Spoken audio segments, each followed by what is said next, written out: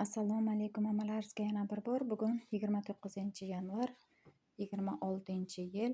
Bitta to'y sarpamiz uchun 8 ta 2,5 metrlik ko'rpachalarimiz, 8 ta 60 ga 75 razmerdagi yostiqlarimiz, yostiqlarimiz ichida alohida qoplari qilinib, keyin zamoklikka kiyitilgan. Mana zamoklarimiz, polna machoklari overloga yopilgan. Ko'rpachalarimizga labluba qilingan, lablubani ustiga o'ziga mos ip bilan vishivka qilingan.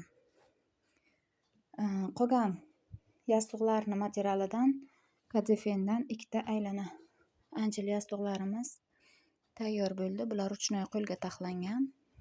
Mana hozir men sizlarga buni yig'ma holatlarini ko'rsatib o'taman.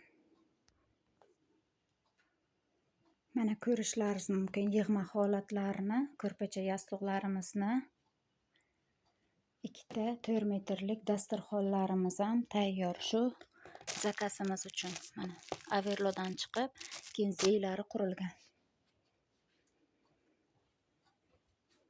Mana